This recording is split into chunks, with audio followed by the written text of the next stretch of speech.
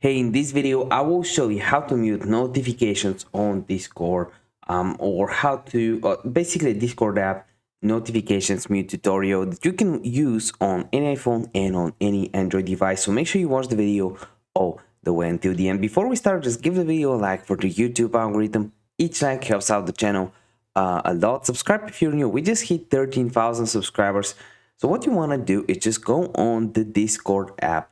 And from there, you want to click on the three dashes at the top left corner, then click at the bottom right corner on your profile photo and navigate down to notifications, which should be under app settings. Click on notifications and here you want to disable this and this basically, and you will be done. This is the easiest way to do it. If this video helped you out, give me a like. I promise it would be a fast video, a quick video.